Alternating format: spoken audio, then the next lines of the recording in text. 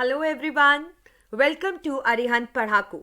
So as you all know that I'm Divya, your science expert, and I'm again up with a new session, and in this session we are going to solve CBSE latest sample paper. As you all know बच्चे के term to बहुत बहुत नज़दीक है हमारे, और CBSE का ये न्यू सैम्पल पेपर आया आपके प्रैक्टिस के लिए, तो बिल्कुल हम इसको ज़रूर सॉल्व करेंगे क्योंकि हो सकता है कि इसमें से कोई क्वेश्चन पेपर में आ जाए, और हम नहीं चाहते हैं कि आपका कोई भी क्वेश्चन प्रैक्टिस के बिना रहे या कोई भी क्वेश्चन पेपर में ऐसे आ जाए जो आपको ना आता हो। तो इसलिए चलिए सीबीएसई सैम्पल पेपर को भी हम सॉल्व कर देते हैं और अपनी इंटेलिजेंस और अपनी नॉलेज और इन्हांस कर लेते हैं। Okay, so let's quickly begin with it. So let's solve. So are you all ready to rock? Basically, I really enjoy solving any paper with you people, because solving paper reminds me of my own school when I used to sit and solve the paper. But अभी यहाँ पे क्या है कि बहुत ही मज़ा आता है सॉल्व करने में, क्योंकि मेरे बेसिक्स अच्छे हो गए हैं। तो मैं भी ऐसा चाहती हूँ कि आप लोग भी बच्चे अपने बेसिक्स को बहुत स्ट्रॉन्ग करो, ताकि आपको भी जब क्वेश्चन को पढ़ो तो हो सकता है कि डायरेक्ट क्वेश्चन आपको ना आता हो, बट अगर आपका बेस स्ट्रॉन्ग होगा, अगर आप माइन्यूटली अपनी बुक्स को पढ़ चुके होगे, जितने हमने सेशंस लिए हैं वो सब आप अच्छे से कर चुके होगे, तो आप भी क्वेश्चन को पहचान पाएंगे और किसी ना किसी तरीके से मैनिपुलेटिव क्वेश्चन को भी आंसर कर डालेंगे। सो चलिए स्टार्ट करते हैं, और आप मुझे बताना कमेंट्स में लिखकर कि कितने क्वेश्चन आपको आते थे और कितने आपको मतलब थोड़ा सोचने पड़ा, या कुछ क्वेश्चंस जो आपको बहुत ही हाई ऑर्डर थिंकिंग स्किल्स वाले लगे और कौन से क्वेश्चंस इजी लगे। So let's quickly begin and solve this paper also. तो पहला क्वेश्चन है बच्चे हमारे पास यहाँ, the table shows the electronic structures of 4 elements. तो ये टेबल है जिसके अंदर 4 एलिमेंट्स का आप देखो कि हमें कॉन्फ़िगरेशन दिया है, element P, element Q, R और S, और कॉन्फ़िगरेशन है 26 P का, 281 Q का, 287 R का और 288 S का। अब हमें क्या बताना है, हम पढ़ लेते हैं। Identify which elements will form covalent bonds with carbon. अब अगर मैं आपकी जगह पे स्टूडेंट होती और ऐसा क्वेश्चन मैं देखती, तो मैं इसको समझने की कोशिश करती कि कॉन्फ़िगरेशन दिया है पी क्यू आर एस कोई भी है, बट हमें नाम दिए हैं, हमें एलिमेंट ढूंढना है जो कोवेलेंट बॉन्ड बनाएगा कार्बन के साथ। अब आपको पता है कोवेलेंट बॉन्ड वो होता है जो कि शेयरिंग ऑफ इलेक्ट्रॉन से बनता है, ये तो आपको क्लियर है। और आपको ये भी पता है कि कोवेलेंट बॉन्ड नॉन मेटल और नॉन मेटल के बीच में बनता है। अब यहाँ पे कार्बन है और हमें पता है कार्बन एक नॉन मेटल है, क्योंकि कार्बन के आउटरमोस्ट शेल में 4 इलेक्ट्रॉन्स है और ये शेयरिंग करता है, कोवेलेंट बॉन्ड बनाता है। तो दूसरा नॉन मेटल हमें इसमें से चुनना है, और आपको पता है कि कॉन्फ़िगरेशंस को देखकर हम नॉन मेटल कैसे पिक करते हैं। अगर आउटरमोस्ट शेल के अंदर ना बच्चे, अगर आउटरमोस्ट शेल के अंदर 1, 2 या 3 वैलेंस इलेक्ट्रॉन आते हैं तो वो मेटल होता है, और अगर आउटरमोस्ट शेल में 4, 5, 6 या 7 वैलेंस इलेक्ट्रॉन आते हैं तो वो क्या होता है, it is called as non metal. तो सिंपल सी बात है, यहाँ कॉन्फ़िगरेशन देख लेते हैं। तो 1, 2, 3, 1 वाला आपके पास एक ही है, ये मेटल हो गया, और बाकी है 7, 8 और 6, मतलब ये नॉन मेटल्स हैं। अब एक चीज़ आपको पता है कि जिसका ऑक्टेट कंप्लीट होता है वो हमारे पास नोबल गैस होती है, और वो कभी बॉन्ड नहीं बनाती क्योंकि उसका स्टेबल इलेक्ट्रॉनिक कॉन्फ़िगरेशन होता है। तो S तो इस रेस से बाहर हो गया, और Q ऑलरेडी बाहर है क्योंकि वो मेटल है, तो बचे P और R। तो बेसिकली P और R दोनों ही कार्बन के साथ बॉन्ड कर सकते हैं और कोवेलेंट बॉन्डिंग शो कर सकते हैं। अब ऐसा नहीं होता कि जब भी कोई क्वेश्चन दे तो उसमें से एक ही ऑप्शन हो। आप देखो यहाँ पे दिया भी था आपको हिंट, एलिमेंट, एक एलिमेंट, या एस दिया है कि एलिमेंट्स भी हो सकते हैं। तो पी और R is the right answer.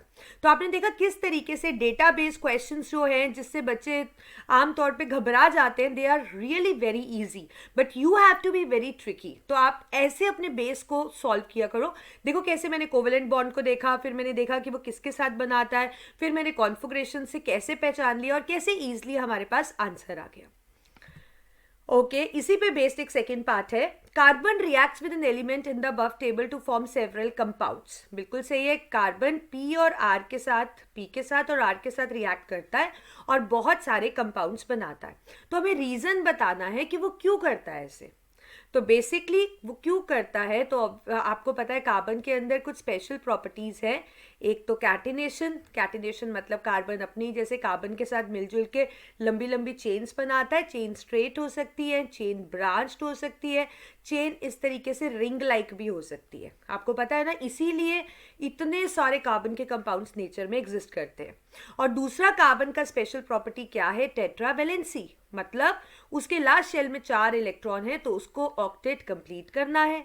Octet complete करेगा तो वो स्टेबल बन जाएगा। ओके और मल्टीपल बॉन्डिंग भी एक कारण है। मल्टीपल बॉन्डिंग मतलब carbon single, double, triple bond बना सकता है कार्बन अपने ही जैसे कार्बन के साथ। तो बेसिकली इसी कारण कार्बन के इतने सारे कंपाउंड्स मिलते हैं। तो ये इसकी 3 प्राइम प्रॉपर्टीज है। ओके अगला क्वेश्चन देखते हैं। पीरियोडिक टेबल देखते ही आप समझ गए होंगे कि ये आपका क्लासिफिकेशन ऑफ एलिमेंट्स पे है क्वेश्चन। तो क्वेश्चन है, diagram below shows part of the periodic table. ये डायग्राम है, ये एक पीरियोडिक टेबल का पार्ट है। Which elements would react together to form covalent compounds. हमें बताना है कि इसमें से कौन से एलिमेंट कोवेलेंट कंपाउंड बनाएंगे। और सेकेंड पार्ट है, between the 2 elements W and Z which will have bigger atomic radius, और रीजन भी देना। तो पहले फर्स्ट पार्ट करते हैं, which elements would react together to form covalent compounds. तो वही बात आ गई, कोवेलेंट कंपाउंड्स मतलब जिनमें कोवेलेंट बॉन्ड है। और कोवेलेंट बॉन्ड किस में बनता है, नॉन मेटल और नॉन मेटल के अंदर। नॉन मेटल अगर टेबल से देखें तो कहाँ होते हैं, नॉन मेटल्स राइट साइड पे होते हैं। तो राइट साइड पे आपके पास कौन से है, Z और Y। तो कोवेलेंट कंपाउंड्स तो बनाएंगे Z और Y, क्योंकि W तो इस साइड पे है और लेफ्ट साइड पे हमारे पास क्या होते हैं, लेफ्ट साइड पे मेटल्स होते हैं। ठीक है, तो W इज मेटल और Y और Z नॉन मेटल्स, इसलिए ये कोवेलेंट कंपाउंड बनाएंगे। अब दूसरे पार्ट में बताना है W और Z में से किसका बड़ा साइज है। तो W यहाँ है और Z यहाँ है। तो आई होप आपको पता है कि जब भी आप ग्रुप में मूव करते हो, नीचे की तरफ जाते हो, तो हर टाइम एक न्यू शेल बढ़ जाता है, न्यू शेल ऐड हो जाता है। न्यू शेल ऐड होने की वजह से न्यूक्लियर चार्ज कम हो जाता है और ऑब्वियसली कोई चीज़ का एरिया बढ़ रहा है, शेल ऐड हो रहा है, तो उसका साइज बढ़ जाता है। तो W आप देखो लास्ट दिया है टेबल में और Z ऊपर है, तो ऑब्वियसली इसका साइज तो छोटा होगा और W का साइज बड़ा होगा। तो हमें बिगर एटॉमिक रेडियाई बताना है, तो W का बिग एटॉमिक रेडियाई बड़ा होगा as compare to Z, right, because of more number of shells in it and lesser nuclear charge in it. Got it. तो इस तरीके से आपको ऐसे क्वेश्चंस को आंसर करना है। अगला क्वेश्चन है बायो का। Trace the path of a male gamete. Trace the path a male gamete takes to fertilize a female gamete after being released from the penis. मतलब आपको बोला गया है मेल गेमीट जब फीमेल फर्टिलाइज करता है फीमेल गेमीट को, जब पेनिस से रिलीज होता है तो उसका पाथ क्या होता है, वो कहाँ से कहाँ मूव करता है। तो उसी के लिए मैंने ये डायग्राम आपको दिया है। ये डायग्राम आपको क्वेश्चन पेपर में नहीं गिवन बच्चे, हमें ट्रेस करना है पाथ। तो बेसिकली आपको पता है कि जब पेनिस से स्पर्म्स आते हैं तो वो फीमेल वेजाइनल ट्रैक्ट में आते हैं, फीमेल वेजाइनल ट्रैक्ट में, और वहाँ से सर्विक्स के थ्रू मूव करते हुए वो पास करते हैं यूट्रस में, और यूट्रस से पास होते हुए they come to fallopian tube. Fallopian tube में फीमेल गेमीट होता है और female gamete is basically egg, और यहाँ पे स्पर्म एग के साथ फ्यूज करते हैं और यहीं पे फर्टिलाइजेशन होती है। फर्टिलाइजेशन मतलब स्पर्म और एग का फ्यूज करना, और इनके फ्यूजन से बनता है the first cell formed after sexual reproduction, और fertilization that is zygote. So this is the path, you can see that this is the path which they follow. अगला question, state the number of set of chromosomes present in a zygote. अब हमें बताना है कि कितने chromosome का set है जो कि जाइगोट के अंदर होता है। अब आपको पता है बेसिकली जाइगोट क्या होता है। जाइगोट बनता है जब मेल गेमीट फीमेल गेमीट के साथ फ्यूज करता है, तो आपके पास आता है जाइगोट। और आपको ये भी पता है कि जो मेल गेमीट है वो हेप्लॉइड होता है और जो फीमेल गेमीट है वो भी हेप्लॉइड होता है। हेप्लॉइड का मतलब they have single set of chromosomes, they have single set of chromosome. मतलब जैसे अगर ह्यूमन बॉडी की बात करें, हमारे सारे बॉडी सेल्स में 23 पेयर्स है, मतलब टोटल 46 क्रोमोसोम्स है। बट मेल के मीट और फीमेल के मीट के अंदर सिर्फ 23 क्रोमोसोम्स है, पेयर नहीं 23, ताकि जो जाइगोट है उसके अंदर 23 और 23, क्योंकि जाइगोट जो इनहेरिट करता है क्रोमोसोम वो मदर से भी आता है और फादर से भी आता है, तो तभी वो बनेगा 46 और 23 पेयर्स जो होंगे वो क्रोमोसोम नंबर स्टोर हो पाएगा और सेम स्पीशीज बन पाएगी। So I hope you get that कि किस तरीके से आप इसको शो करोगे। तो जाइगोट के अंदर number of set of chromosomes will be double and it will be called as diploid cell. जिस भी सेल के अंदर डबल सेट ऑफ क्रोमोसोम होता है उसको हम डिप्लॉयड सेल बुलाते हैं। अगला question, Rajesh observed a patch of greenish black powdery mass on a stale piece of bread. Rajesh ने देखा कि जो ब्रेड थी, ब्रेड के ऊपर ना इस तरीके से ग्रीनिश स्पॉट आपने भी देखा होगा कि लग जाता है। स्टेल पीस ऑफ ब्रेड मतलब बासा bread. So name of the organism responsible for this and it's specific mode of asexual reproduction. कौन सा ऑर्गेनिज्म है और एसेक्सुअल मोड उसका रिप्रोड्यूस करने का कौन सा है। तो मैं आपको बता दूं, ये जो ऐसे ग्रीन पैचेस बन जाते हैं ये फंजाई ही होता है and basically it is called as bread mould और इसका नाम होता है राइजोपस। कॉमन नेम है ब्रेड मोल्ड और वैसे हम इसको क्या बोलते हैं, rhizopus, and it belongs to the family of fungi. और एसेक्सुअल मोड भी पूछा है कि कैसे रिप्रोड्यूस करता है। जितने भी फंजाई हैं बच्चे, they reproduce by spore formation. I hope you remember कि स्पोर फॉर्मेशन क्या होता है। इस तरीके से होता है, मैं आपको बता भी देती हूँ। जो राइजोपस होता है उसका स्ट्रक्चर इस तरीके से, ये हाइफा होता है। हाइफा मतलब ये जो इनके रूट लाइक स्ट्रक्चर है इनको राइजॉइड बोलते हैं।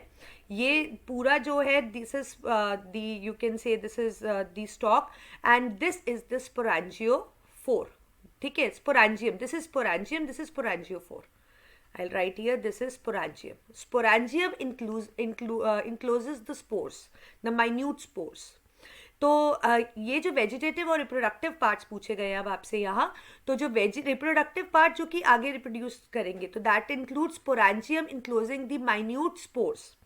ठीक है, जो कि जब पूरे बन जाएंगे तो शेड हो जाएंगे और फिर वो एयर के थ्रू अलग अलग जगह पे पहुंच जाएंगे और जिनको फेवरेबल कंडीशन मिलेगी वो एक न्यू हाइफा बना लेंगे। और वेजिटेटिव पार्ट क्या होता है, this whole sporangiophore is the vegetative part. Okay, another question, mustard was growing in 2 fields. Mustard जो है it was growing in 2 fields A and B. While field A produced brown colored seed, field A में जो mustard grow हो रही थी उसने brown colour seed बनाया, brown colour seed. और जो बी में हो रही थी उसने येलो कलर सीड बनाया, yellow coloured seed. Okay, it was observed that in the field A, the offspring showed only the parental trait for consecutive generation. हमने ये देखा कि जो A फील्ड में बन रही थी फसल, उसकी जो उसमें सिर्फ पेरेंटल ट्रेट था, मतलब जैसे ब्राउन कलर सीड था तो वो सारी जनरेशन में वही आ रहा था। और जो B था उसमें वेरिएशंस दिख रहे थे, मतलब अलग अलग तरह के चेंजेस भी आपको ब्लेंड होकर न्यू कैरेक्टर्स भी दिख रहे थे, मतलब चेंजेस दिख रहे थे। So what are the probable reasons for this, तो क्या रीजंस हो सकते हैं। सो बेसिकली इसके लिए रीजन क्या होता है बच्चे, जहां पे ब्राउन कलर्ड सीड आ रही थी मतलब वहां पे एसेक्सुअल मोड ऑफ रिप्रोडक्शन जो होता है उसमें आपको पता है कि पेरेंटल ट्रेट ही आगे कैरी ऑन होता है, क्योंकि वहां पे कोई ब्लेंडिंग तो होती नहीं है कैरेक्टर्स की, ये यूनिपेरेंटल होता है। मैं लिख देती हूँ, ये यूनिपेरेंटल होता है तो कुछ ब्लेंडिंग तो होती नहीं है। तो जैसे कि जैसे करेक्टर्स है पेरेंट के अंदर वही आगे जनरेशन के अंदर पास ऑन होते हैं। बट एसेक्सुअल रिप्रोडक्शन में अगर आपको कहीं कभी वेरिएशन दिखते हैं, so this happens due to mutation. And what is mutation? It is the sudden change in the genetic constitution और genetic makeup of an organism. Right, तो बी में जो वेरिएशंस थे वो म्यूटेशन करके दिख रहे थे और ए के अंदर नॉर्मल जो पेरेंटल ट्रेट था वो आगे generation to generation pass on हो रहा था। तभी ए के अंदर सब में ब्राउन कलर सीड दिख रहे थे, लेकिन बी के अंदर आपको वेरिएशंस दिख रहे थे, या और भी करेक्टर्स आप कह सकते हो।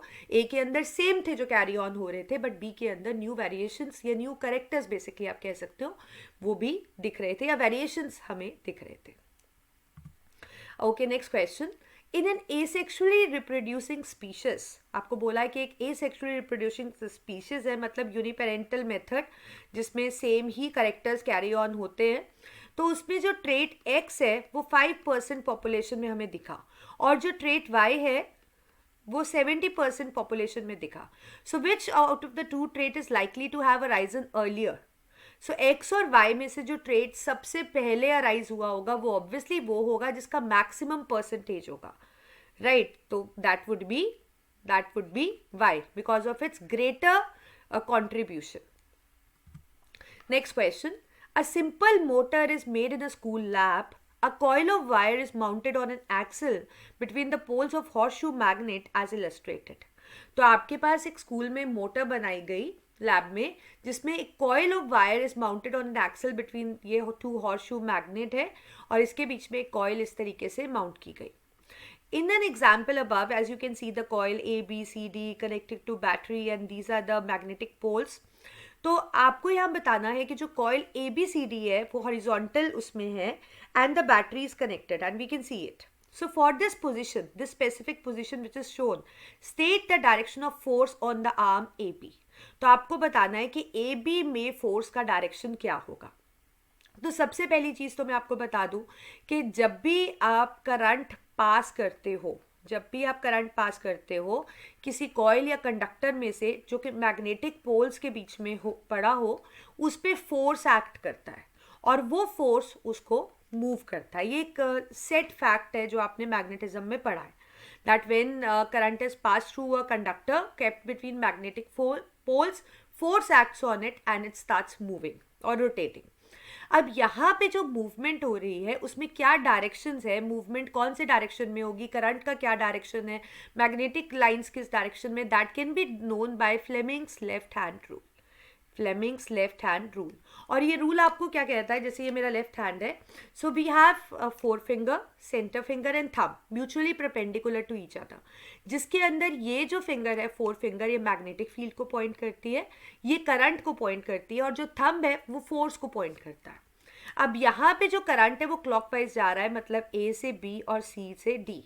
अब अगर आपके पास, मैं ऐसे बना देती हूँ, लेट्स से ये फोर फिंगर है, ठीक है, ये मैग्नेटिक फील्ड को पॉइंट कर रही है, ये सेंटर फिंगर करंट को, तो ये डायरेक्शन होगी फोर्स की. अब यहाँ पे ये आप देखो ये मैग्नेटिक फील्ड है, ठीक है, करंट इधर को जा रहा है, तो ऑब्वियसली फोर्स का लगेगा ए बी की साइड पे, फोर्स अपवर्ड डायरेक्शन के अंदर लगेगा. 1 second. It will act in the, current आपका ऊपर की तरफ जा रहा है, 1 सेकेंड, करंट आपका ऊपर की तरफ जा रहा है, so it will act in a downward direction, it will act in a downward direction क्योंकि करंट क्लॉकवाइज है यहाँ पे, ठीक है. तो इस फ्लेमिंग्स लेफ्ट हैंड रूल को देखकर आप यहाँ पे बता सकते हो कि कहाँ पे डाउनवर्ड है और सी डी में अपवर्ड है. So they both will form the couple and they will rotate the coil. अगला क्वेश्चन है, why does the current in the arm BC not contribute to the turning force on the coil? अब यहाँ पे जो BC है वो क्यों नहीं कॉन्ट्रीब्यूट कर रहा है कॉइल को मूव करने में, सिर्फ AB और CD ही क्यों कर रहे हैं? BC इसलिए नहीं कर रहा बच्चे क्योंकि जो BC है that is in the direction of magnetic field, so that is the reason it doesn't contribute. अब देखो ये ऐसे है और मैग्नेटिक फील्ड का डायरेक्शन भी ऐसे ही है, नॉर्थ टू साउथ, तो इसीलिए इसका कॉन्ट्रीब्यूशन इसमें नहीं है. You have another question in option.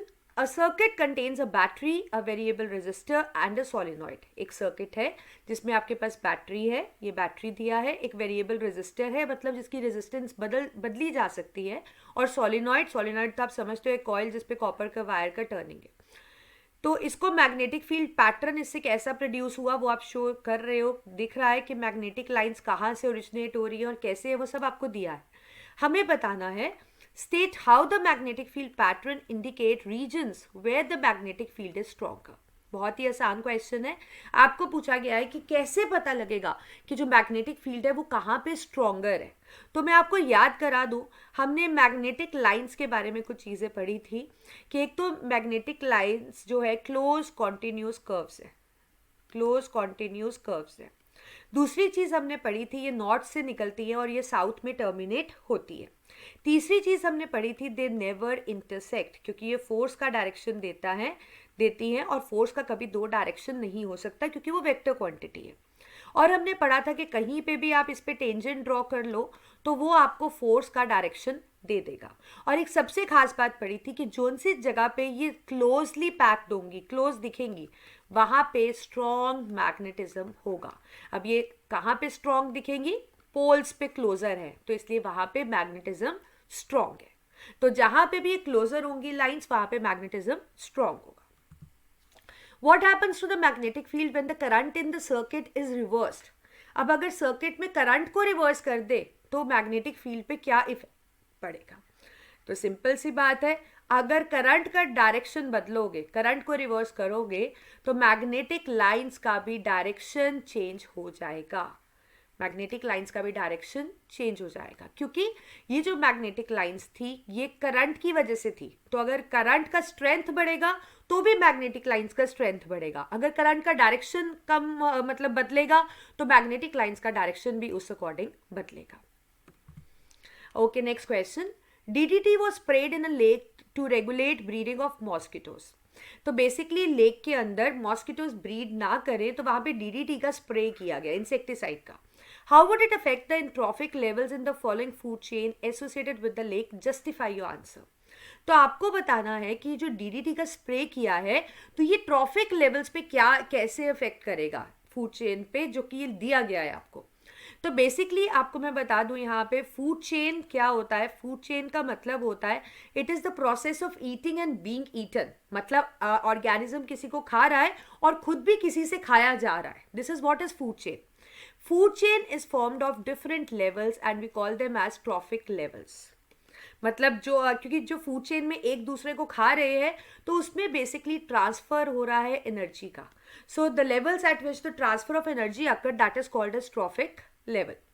तो यहाँ पे ये आपको दिया एक्वेटिक एनवायरनमेंट, ये आपको दिए बेसिकली फर्स्ट लेवल, फिर उसके बाद कार्निवोर, टॉप कार्निवोर, और ये आपके पास है टर्शरी कार्निवोर। तो अगर कभी भी हार्मफुल चीज़ अगर एंटर करती है ना फूड चेन में, कोई भी हार्मफुल चीज़ अगर उसमें एंटर करती है तो क्या होता है कि उसकी जो कंसंट्रेशन है वो इंक्रीज होती जाती है हर लेवल पे। So DDT is also a chemical. When it enters, so it will affect the planktons. तो प्लैंकटॉन्स को कौन खाएंगे? Small fish. स्मॉल फिश को कौन खाएगा? Large fish. लार्ज फिश को कौन खाएगा? हॉक। तो ऐसा नहीं है कि जैसे एनर्जी कम हो रही है हर लेवल पे, लेकिन अगर कोई हार्मफुल चीज़ कभी भी एंटर कर जाती है फूड चेन में तो उसका कंसंट्रेशन बढ़ता रहता है। और आपको पता है इनमें से जो मैक्सिमम इफेक्ट होगा उसका कंसंट्रेशन सबसे ज़्यादा किस में मिलेगा? It is found in the organism which is at the top of the level. That means इसमें हॉक सबसे ज़्यादा अफेक्ट होगा। And this process is called as biological magnification. That is, increase in the concentration of harmful chemical at each level of trophic level is called as biological magnification. Okay, इसी पे based एक और question है food chain पे. In the following food chain, vertical arrows indicate the energy lost to the environment. These arrows A, C, E. मतलब जो energy environment में loss हो रही है उसको indicate कर रहे हैं. And the horizontal arrows, these arrows B and D, these are horizontal मतलब लेटे हुए arrows, they indicate the energy transfer to the next trophic level. मतलब ये इसको खा रहा है तो इससे, और ये इसको खा रहा है टाइगर तो इसको जो एनर्जी जा रही है. So which one of the three vertical rows ACE और horizontal BD में से कौन सा एनर्जी ट्रांसफर मोर होगा, ज़्यादा होगा, हमें बताना है. तो देखिए जो एनर्जी रिलीज हो रही है ना बच्चे, that is called as surrounding heat और it is called as community heat. ठीक है, तो ऑब्वियसली जिसके पास अवेलेबल एनर्जी ज़्यादा होगी वो ही ज़्यादा रिलीज भी कर पाएगा और वो आगे ट्रांसफ़र भी कर पाएगा. अब आपको पता है फूड चेन के अंदर जो एनर्जी ट्रांसफ़र होती है वो 10% लॉ के हिसाब से होती है. मतलब जितनी एक लेवल पे अवेलेबल है उसका 10% इसमें जाएगा, इसके पास जितनी है उसका 10% इसके पास जाएगा. ठीक है, अब इसके पास ही अगर कम आएगा तो इसकी सराउंडिंग हीट भी कम होगी कंपैरेटिवली और आगे भी ये कम ही पास करेगा. तो इसीलिए यहाँ पे एक जो सराउंडिंग हीट है वो सबसे ज़्यादा होगी क्योंकि यहाँ पे सबसे ज़्यादा एनर्जी प्रोड्यूसर के पास ही है. ठीक है, और जो आगे ट्रांसफ़र होगी वो भी ऑब्वियसली बी ज़्यादा होगी क्योंकि प्रोड्यूसर है, प्रोड्यूसर के पास ज़्यादा एनर्जी है, डियर के पास और कम हो जाएगी और डियर से जब टाइगर के पास जाएगी वो और कम जाएगी. तो यहाँ पे जो मैक्सिमम बी और डी में से बी के अंदर ज़्यादा है और ए सी ई में से ए में सबसे ज़्यादा है, ठीक है। तो ये चीज़ आपको याद रखनी है कि 10% law, that is the energy transfer occur by 10% of the energy which is available at the previous level to the another level. So another question is, choose an element from period 3 of modern periodic table that matches the description given below in each instance.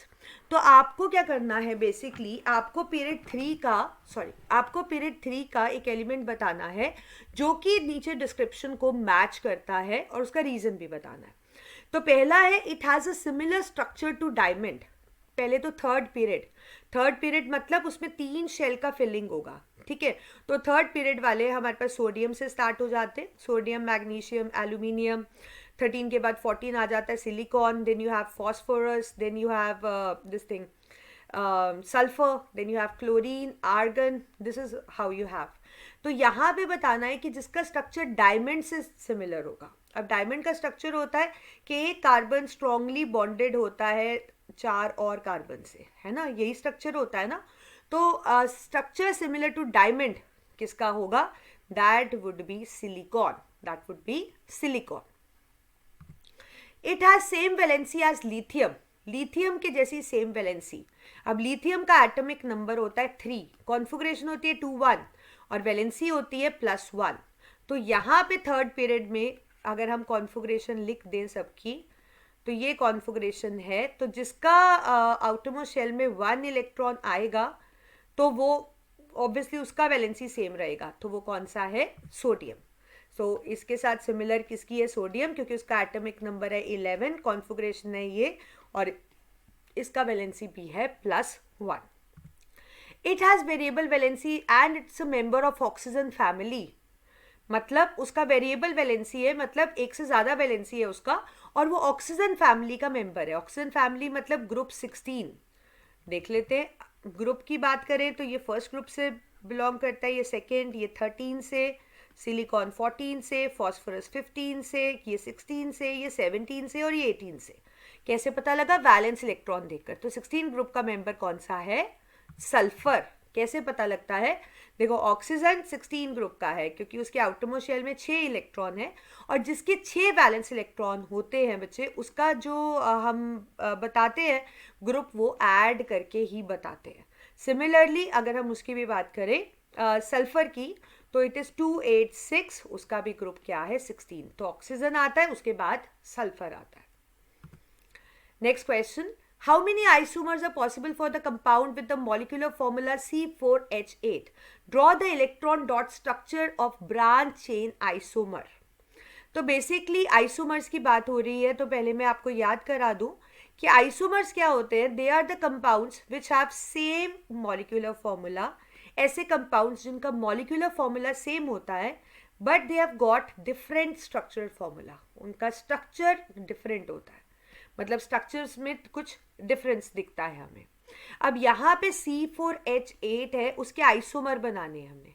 तो पहले तो इसका एक normal isomer बना देते हैं. ये क्या है, ये बेसिकली ब्यूटीन है, ठीक है. तो ब्यूटीन आप कैसे बनाते हो, 4, ये हम ब्यूटीन बना लेते हैं. H2, एक H, वैलेंसी स्टेबल कर रही हूँ मैं सबकी. So this is basically normal butene. अब इसका आइसोमर बनाने के लिए हम क्या कर सकते हैं, डबल बॉन्ड को बदल दें. अब डबल बॉन्ड को या कॉर्नर में ले जाओगे तो सेम ही आएगा, बीच में ला सकते हो, है ना. तो बीच में लाने के लिए अगर हमें यहाँ बीच में ले आती हूँ, तो वैलेंसी अगर स्टेबल करें तो ये ऐसा आ गया. सो इट बिकम्स 1 2 3 4, मतलब 2 पे double bond. So it becomes 2 butene. ये भी इसका एक आइसोमर हो गया. अब इसका चेन आइसोमर भी बना सकते हैं, इसको कंडेंस भी कर सकते हैं. इसको यहाँ ला के देखते हैं. तो अगर मैं इसको यहाँ ले आऊँ और डबल बॉन्ड यहीं लगा दूँ, तो यहाँ आ जाएगा H2, ये 4 हो गए, और ये H3. तो बेसिकली ये आपके पास बन गया कि 2 पे मिथाइल ग्रुप है. मैं यहाँ लिख देती हूँ 2 मिथाइल प्रोपीन, 2 मिथाइल प्रोपीन. तो N ब्यूटीन, 2 ब्यूटीन और 2 मिथाइल प्रोपीन. इवन आप इसका क्लोज स्ट्रक्चर भी बना सकते हो, हम इसका क्लोज स्ट्रक्चर भी बना सकते हैं. तो ये हमारे पास क्लोज रिंग लाइक साइक्लोब्यूटीन बन जाता है. Okay, how will you prove that C4H10 and C5H10 are homologous? आपको दिया है C4H10 और C5H10 आपस में homologous है, ये कैसे बताएंगे? Homologous का मतलब होता है that is they are members of same family. मतलब वो सेम फैमिली के मेंबर्स हैं. बिल्कुल है, देखो आप, ये ब्यूटीन है और ये पेंटीन है. तो कैसे बताएंगे? क्योंकि दोनों का ही सफिक्स सेम है, देखो इन एंड इन, और दोनों का ही जनरल फॉर्मूला भी सेम है, CnH2n, और इसका भी CnH2n. ठीक है, और दोनों में डिफरेंस क्या है? डिफरेंस है सिर्फ एक CH2 ग्रुप का, और मास डिफर करता है 14 AMU से. Right, so this shows that they are homologous. Next question we have, a carbon compound A having melting point 156 Kelvin and boiling point 351 Kelvin. एक कंपाउंड है A, उसका मेल्टिंग पॉइंट है 156 Kelvin और boiling है 351 Kelvin. Okay, और उसका molecular formula भी दिया है C2H6O is soluble in water. ये पानी के अंदर भी घुल जाता है. तो हमें बताना है ये ए क्या है और उसका स्ट्रक्चर देना है. तो बेसिकली अगर आप इस फॉर्मूला को देखो तो C2 अगर हम देखें तो ये एक इथेनॉल बन रहा है. ये क्या बन रहा है? इथेनॉल. एंड ऑल्सो इसी फॉर्मूला से देखो एक कंपाउंड और आ रहा है, आई थिंक आप पहचान सकते हो, that is ether. That is ether. But यहाँ पे दिया है कि वो पानी में सॉल्युबल है और उसका हाई मेल्टिंग बॉइलिंग पॉइंट भी दिख रहा है. So that is not ether, it is basically ethanol. अब देखो फॉर्मूला से वो दोनों चीज लग रहा था, बट प्रॉपर्टीज को देखते हुए हमें पता लग गया कि इट इज इथेनॉल, क्योंकि इथेनॉल पानी में डिजोल्व होकर होता है और हाइड्रोजन बॉन्डिंग करता है और उसका मेल्टिंग बॉइलिंग पॉइंट भी हाई होता है, जबकि ईथर के अंदर ये प्रॉपर्टीज नहीं होती. So A is identified as ethanol and this is how you can show C2, then you have H5 OH. So this is how you can represent it. Okay, give the molecular formula of any homologous of A. तो A आपके पास है ethanol, हमें उसके कोई भी homologous बताने हैं, मतलब उसके member of same family. So it can be propanol, it can be butanol, it can be pentanol, it can be hexanol, आप कोई भी बता सकते हो. ठीक है, तो आपके पास प्रोपेनॉल क्या रहेगा? C3. आपको पता है यहाँ पे क्या आएगा? H7OH. This will be C4H9 9OH. This will be C511OH. तो आप कोई भी होमोलोगस उसके दे सकते हो. Next question. Now the question says 2 pea plants, one with round yellow seed, that is RRYY, and another with wrinkled green seed, and it is, I'll write here, small r YY. They produce F1 progeny which was RRYY. and also ये तो होता ही है क्योंकि मैं आपको explain करती हूँ. आगे क्वेश्चन पढ़ लेते हैं पहले. when F1 plants are self pollinated, so this is F1, when they were self pollinated, then new combination of characters are expected. So how many seeds with these two new combination of characters will be produced when total 160 seeds are produced in F2? Okay, तो मैं आपको बताती हूँ. ये cross है, capital R capital Y capital Y और small R small Y. तो इसके जो गेमीट्स बनेंगे it would be R Y और ये स्मॉल आर वाई, दोनों आर वाई. तो इसलिए 1 यहाँ से आर का दोनों का जीन आएगा और फिर वाई का आएगा, and they will be round and yellow. जितने भी F1 में बनेंगे वो राउंड येलो होंगे क्योंकि राउंड और येलो डोमिनेंट कैरेक्टर है. अब जब ये आपस में फ्यूज़ करेंगे F1 जनरेशन, तो आपको पता है यहाँ पे गेमीट्स आपके पास ये आ जाएंगे.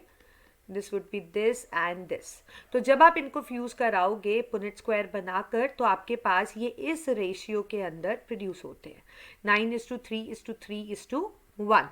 ठीक है, तो मतलब जो ओरिजिनल राउंड येलो है वो कितना होगा? 9. उसका ratio round with wrinkled would be round with yellow, ये आपके पास 9. Round with again this is the green is 3, and then you have this is wrinkled with yellow and wrinkled with green. तो ये इस रेशियो में होंगे, तो इनको जब आप टोटल करोगे तो ये 16 आएंगे ये, ठीक है।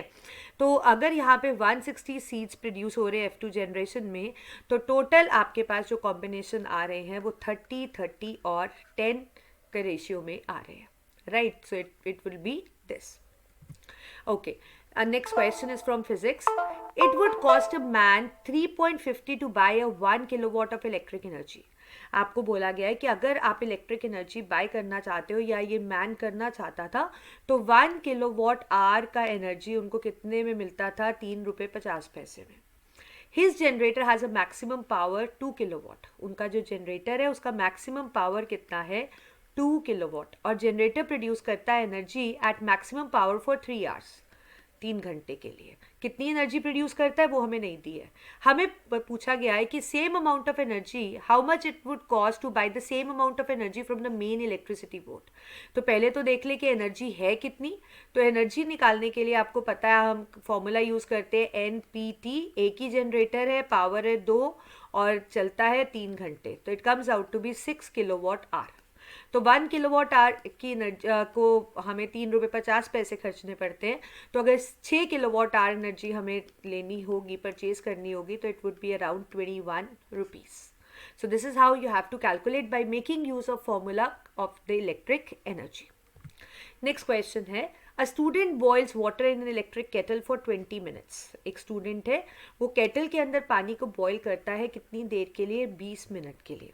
Using the same main supply, मतलब जो सेम वोल्टेज पे जो काम कर रहा है उसी पे, ही wants to reduce the boiling time of water. वो चाहता है कि 20 मिनट से थोड़ा कम टाइम लगे पानी को बॉयल होने में. So to do so he increase और decrease the length of the heating element. तो जो केटल के अंदर हीटिंग एलिमेंट लगा है उसकी लेंथ को वो इंक्रीज करे या डिक्रीज करे ताकि बॉइलिंग टाइम जो है पानी का वो कम हो जाए. तो let me tell you one thing बच्चे, कि हमें पता है कि यहाँ पे जो हीट का फॉर्मूला होता है दैट इज I²RT. मतलब अगर हम चाहते हैं कि जो हीटिंग है वो फास्टर हो, सो ऑब्वियसली ये इसके लिए हमें R को कम करना होगा. We have to decrease the resistance, तभी हीटिंग ज़्यादा होगी. तो रेजिस्टेंस को डिक्रीज करने के लिए आपको पता है R is equal to ρL/A. तो रेजिस्टेंस को डिक्रीज करने का मतलब है ये डायरेक्टली प्रोपोर्शनल है लेंथ के, तो मतलब लेंथ को भी डिक्रीज करना पड़ेगा. सो बेसिकली जो हीटिंग एलिमेंट है उसका जो लेंथ है वो अगर छोटा होगा, डिक्रीज हो जाएगा, तो वो कम टाइम लेगा पानी को बॉयल करने के लिए. Next question, gas A found in the upper layer of the atmosphere is a deadly poison but it is essential for all living beings. एक गैस A है, वो अपर एटमॉस्फेयर में मिलती है, वो बहुत ही पॉइजन गैस है बट वो बहुत एसेंशियल है सब लिविंग बींग्स के लिए. The amount of this gas started declining sharply in 1980s. 1980s से इसका जो अमाउंट है गैस का वो कम हो रहा है. So what is this gas A? We need to identify. और वो कैसे बनती है एटमॉस्फेयर में हमें ये भी बताना है. तो अपर एटमॉस्फेयर में जो गैस मिलती है जो पॉइजन है बट हमारे लिए एसेंशियल है that is ozone which is O3. बनती कैसे है? अपर एटमॉस्फेयर में यूवी रेडिएशंस होती हैं, तो वो ऑक्सीजन के गैस जो एनवायरनमेंट में होती है एटमॉस्फेयर में उसको तोड़ देती है एटॉमिक ऑक्सीजन में. ये जो एटॉमिक ऑक्सीजन है ये मॉलिक्यूल के साथ कंबाइन होकर क्या बनाते? O3. This is how the ozone is formed. Now why is it essential and state the cause for the depletion? बिल्कुल essential है क्योंकि आपको पता है ये UV रेज से हमें प्रोटेक्ट करती है. It protect us from UV rays. Otherwise अगर ultraviolet rays अर्थ पे आती हैं तो they can cause skin cancers, they can cause eye disorders, it can cause ecological imbalance. तो ये हमें उस बेसिकली उन रेडिएशन से बचाती है. अब ये डिप्लीट इस कारण हो रही है कि कुछ ऐसे हम केमिकल्स यूज़ करते हैं जो कि इको फ्रेंडली केमिकल्स नहीं है. For example CFCs, chlorofluorocarbons. इनके जो फ्यूम्स होते हैं they are use basically in as a coolant in refrigerators, ACs and all. तो इनके जो वेपर्स होते हैं वो लोअर एटमॉस्फेयर पे ना जाकर सीधा ही अपर एटमॉस्फेयर पे जाते हैं और अपर एटमॉस्फेयर में जाकर ये ओजोन को वापस से डिसोसिएट कर देते हैं और वहाँ पे हमें क्या दिखती है? हमें थिनिंग लगने दिखती है. तभी ओजोन में कहीं कहीं जगह पे होल्स भी हो गए हैं. Okay, next question. Sahil performed an experiment to study the inheritance pattern of genes. He crossed tall pea plants with short pea plants. तो साहिल ने टॉल पी प्लांट्स को शॉर्ट पी प्लांट्स के साथ क्रॉस किया and obtained all tall plants in F1। बिल्कुल toll ही आएंगे क्योंकि ये गेमीट बनेंगे, आपको पता है, और जब फ्यूजन होगी तो कैपिटल टी ही आएगा, तो ये टॉल होंगे क्योंकि टॉल एक डोमिनेंट कैरेक्टर है and it is the F1 generation. What will be the set of gene present in F1? Obviously the set of gene would be capital T and small t, and the expression will be that they all will be tall. Give reasons why only tall plants were observed in F1 progeny. देखिए, कभी भी कोई भी feature जो dominant होता है वो ही अपने आप को एक्सप्रेस कर पाता है, राइट. अब जैसे यहाँ पे कैपिटल टी और स्मॉल टी था, ये डोमिनेंट था और ये रिसेसिव करेक्टर था. डोमिनेंट हमेशा हर सिचुएशन में अपने आप को एक्सप्रेस करेगा, बट रिसेसिव अपने आप को एक्सप्रेस तभी कर सकता है जब वो अकेला प्रेजेंट हो. अदरवाइज डोमिनेंट की प्रेजेंस में उसका जो फीचर है वो सप्रेस हो जाता है. So that is the reason यहाँ पे कैपिटल टी ही अपना एक्सप्रेशन शो करेगा. Okay, so when F1 plants were self pollinated, मतलब F1 प्लांट्स जो आपके पास कैपिटल टी और स्मॉल टी आए, उनको जब सेल्फ पॉलिनेट किया, a total of 800 plants were produced. ठीक है, तो how many of these would be tall, medium और शॉर्ट? Give the genotype. तो बेसिकली जब आप इनको आपस में करोगे तो पुनेट स्क्वायर बनाकर मैं आपको बताती हूँ. तो आपके पास आएगा, this would be capital T, capital T, capital T, small T, capital T, and this would be small T.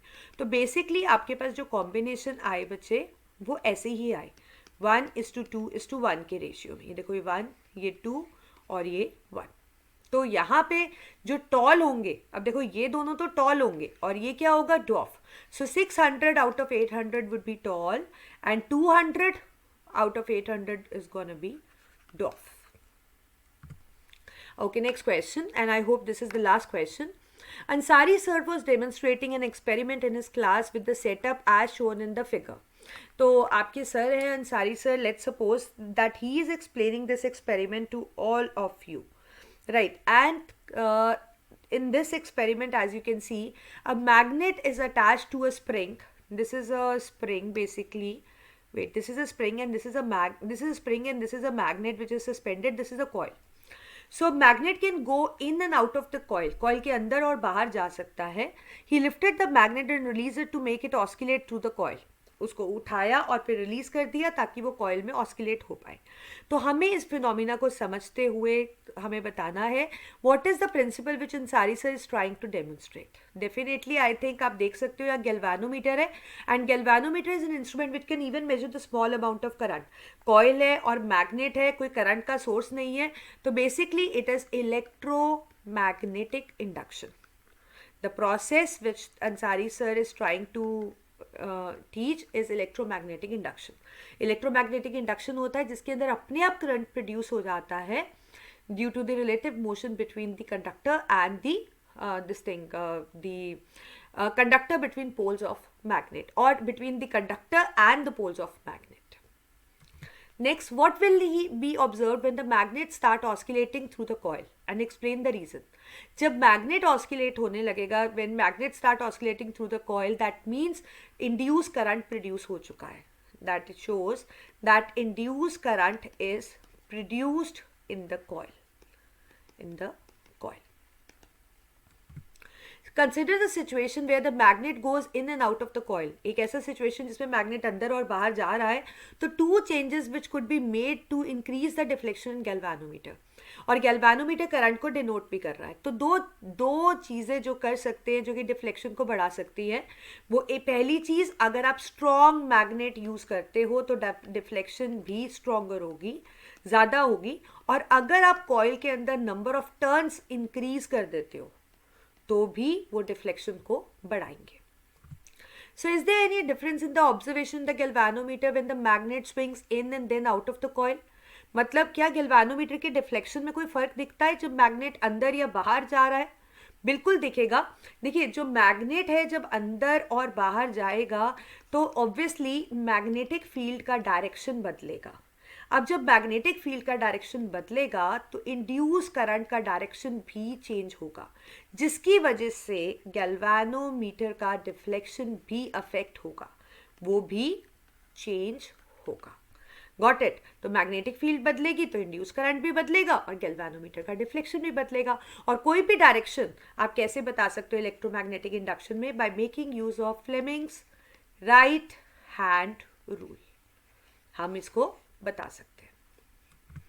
So I hope ये पेपर आपको सॉल्व करने में बहुत मज़ा आया होगा और आप लोगों को क्वेश्चंस मेरे को लगता है मैक्सिमम आपको आते होंगे, क्योंकि पहले भी जो हमने आपको अरिहंत की बुक सॉल्व करवाई हैं उनके अंदर हमने बहुत से ट्रिकी क्वेश्चंस आपको पहले से करा रखे हैं, तो आप बिल्कुल तैयार हो अपने एग्जाम के लिए।